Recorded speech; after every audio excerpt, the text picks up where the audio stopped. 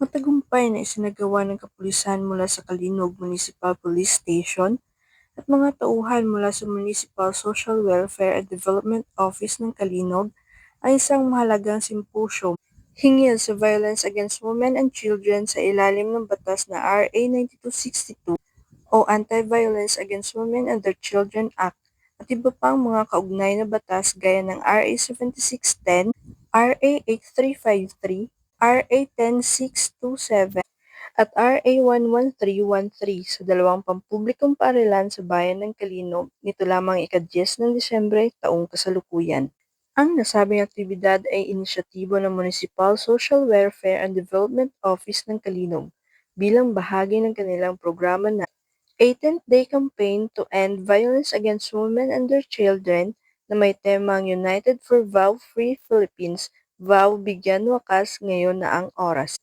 Ang pagpapaliwanag at pagbibigay ng mga konkretong halimbawa para sa mas madaling maunawaan ng mga estudyante ang mga batas at kanilang mga karapatan ay pinangunahan ng PMSG May C. Servas, Chief WCPD sa ilalim ng pamumuno ni Police Major Miles C. Diron, COP ng Kalinog MPS. Ang Municipal Social Welfare at Development Office ng Kalinog ay aktibo ring nakibahagi sa pangunguna ni Miss Angeli A. Hilbaliga, social worker, upang pasing-ayunan ang naunang ibinahagi ng tagapagsalita at upang masiguro ang masiglang partisipasyon ng mga kabataan. Naging bahagi din ng aktibidad si Miss Jara May Palmes, MSWDO staff ng Kalinog, at Mrs. Jemima C. Caballero, Kalinog Barangay Vow Desk President. Unang binisita nila ang Malitbog National High School kung saan ipinaliwanag nila ang iba't ibang batas na nagbibigay proteksyon laban sa karahasan, pang-aabuso at diskriminasyon. Nagkaroon din ng interaktibong diskusyon kung saan malayang nagbigay ng kanilang opinyon ang mga estudyante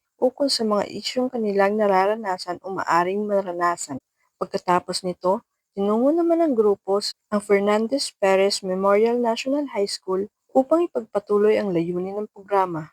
Ang aktibidad ay nagtapos ng puno ng kaalaman sa lahat ng dumalo at nag-iwan ng isang panawagan para sa patuloy ng pagkakaisa ng mga institusyon, kabataan at komunidad sa pagsugpo sa karahasan at diskriminasyon. Ang Kapulisan ng Kalinog at Municipal Social Welfare and Development Office ng Kalinog ay hinikayat ang lahat ng dumalo na isabuhay ang mga natutunan at maging aktibong tagapagtaguyod ng ligtas at pantay na lipunan. Mula dito sa Police Regional Office 6, ako ang inyong Police News Network Correspondent, Patroluman Ledilin Bansagon, alagad ng batas, tagataguyod ng Balitang Pulis.